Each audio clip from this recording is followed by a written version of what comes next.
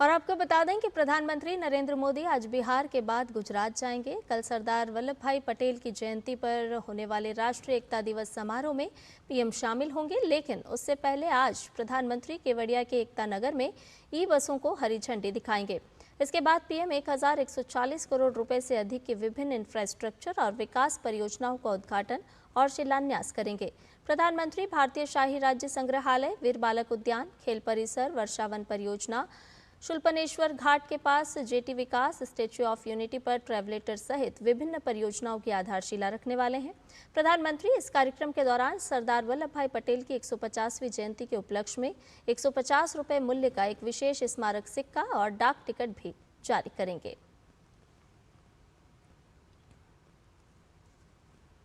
और हम सभी को याद है कि 31 अक्टूबर यानी कि कल सरदार वल्लभ भाई पटेल की 150वीं जयंती है। इस उपलक्ष्य में देश भर में एकता दिवस मनाया जाएगा, जिसे लेकर केंद्रीय गृह मंत्री अमित शाह ने आज पटना में प्रेस वार्ता की। उन्होंने कहा कि आज के भारत के निर्माण में सरदार पटेल का अहम योगदान है। इस मौके पर देश भर में रन फॉर यूनिटी मैराथन का आयोजन किया जाएगा। गुजरात के एकता नगर में 1 से 15 नवंबर तक भारत पर्व का आयोजन किया जाएगा। इस आयोजन में देश भर की संस्कृति, शिल्पकला और लोक कला का समागम देखने को मिलेगा। श्रद्धेय सरदार पटेल की 150वीं जयंती के उपलक्ष्य में एकता नगर केवड़िया कॉलोनी में जो भव्य परेड का आयोजन हो रहा है, सरदार पटेल साहब का आजादी के बाद देश को एक करने में, आज के भारत के निर्माण में और एक भारत बनाने में कितना बड़ा योगदान है।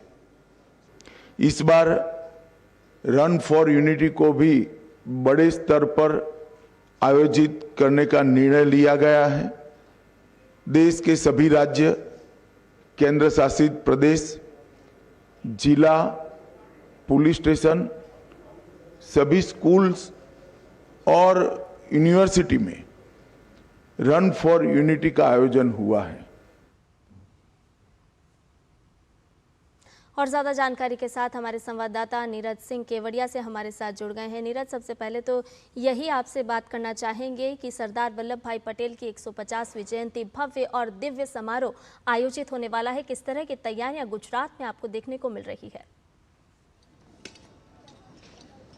देखिए, बिल्कुल भव्य और दिव्य समारोह होगा और आपको भी पता है कि 150वीं जयंती है और उसके लक्ष्य में आप देखें कि जो केंद्र सरकार है उन्होंने एक लक्ष्य भी रखा है कि पूरे देश भर में इसे राष्ट्रीय एकता दिवस के तौर पर मनाया जाएगा। हर विधानसभा, स्कूल, कॉलेज, वहाँ पर भी रन फॉर यूनिटी उसका भी जो आयोजन है वो किया गया। और आप देखें कि जिस तरीके से तमाम जो सामाजिक जो वर्ग हैं उनकी भागीदारी है। इसके अलावा आप स्कूलों में चाहे छात्र हों, शिक्षक हों, बुद्धिजीवी वर्ग हों, वो पूरी तरीके से पार्टिसिपेट कर रहे हैं। मैं यहाँ पर आपको उन दृश्यों को दिखाऊंगा कि जब प्रधानमंत्री यहाँ पर पहुंचेंगे। ये परेड ग्राउंड है और यहाँ पर आप देखें कि चाहे सीआरपीएफ की बात करें, एसएसबी की बात करें, एनएसजी की बात करें, ये तमाम जो कमांडो है यहाँ पर एक परेड निकालेंगे।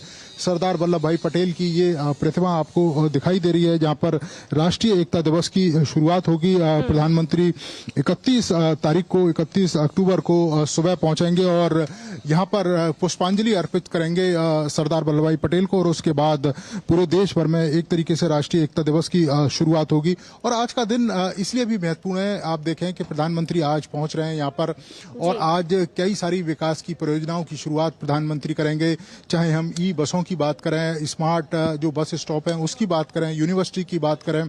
एक यूनिवर्सिटी है राजपीपला, यहाँ से कुछ दूरी पर ही है, उस यूनिवर्सिटी की शुरुआत प्रधानमंत्री करेंगे। यहाँ पर किस तरीके से इस इलाके को विकसित किया जाए, इको टूरिज्म को किस तरीके से बढ़ावा दिया जाए, देश विदेश के पर्यटक यहाँ पर पहुंचते हैं, उनकी सुविधाओं का किस तरीके से ध्यान रखा जाए।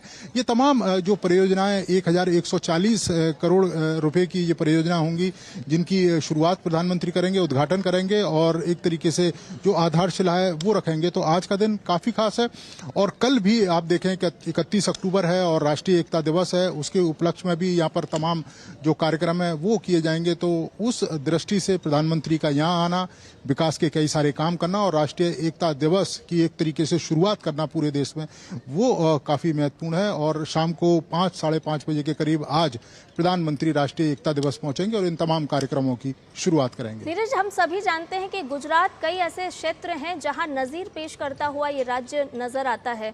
चाहे हम स्वतंत्रता आंदोलन की बात करें या फिर इस वक्त की उन्नति और प्रगति की बात करें, औद्योगिक क्षेत्र हो या स्टार्टअप का क्षेत्र हो, लगातार गुजरात एक उन्नति के मार्ग पर आगे बढ़ता जा रहा है। ऐसे में प्रधानमंत्री नरेंद्र मोदी जो बड़ी सौगात गुजरात के लेकर के जा रहे हैं, उसको आप किस तरह से देख पा रहे हैं? वो अब और किस तरह से गुजरात राज्य को आगे बढ़ाएगा और साथ ही आसपास के राज्यों को भी कैसे कनेक्ट करता हुआ नजर आएगा?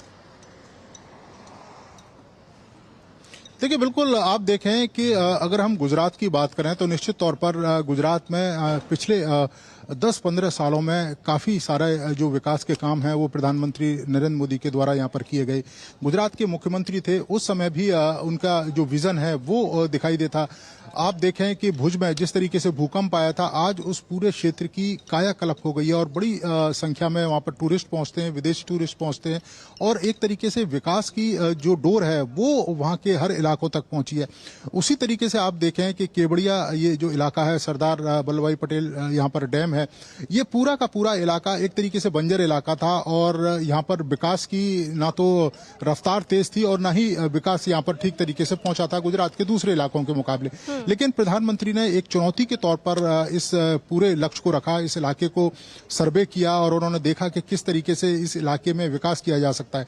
और आज आप देखें कि गुजरात में सबसे ज्यादा जो चर्चित जो पॉइंट है वो सरदार वल्लभ भाई पटेल का ये केवड़िया वाला जो इलाका है वो है।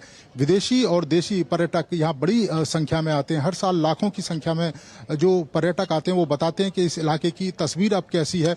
और दूसरी आप देखें कि यहाँ पर जिस तरीके से विकास किया गया, क्योंकि आदिवासी इलाका है और आदिवासी इलाकों की जरूरतों को भी विकास के समय ध्यान रखा गया। आप देखें कई तरह की जो परियोजना है वो प्रधानमंत्री यहाँ शुरू करेंगे, जिसमें बिरसा मुंडा जो विश्वविद्यालय उसकी शुरुआत प्रधानमंत्री करने जा रहे हैं। राजपीपला यहाँ से करीब 40 किलोमीटर की दूरी पर ही वो इलाका है जहाँ पर वो विश्वविद्यालय है, उसकी स्थापना होगी।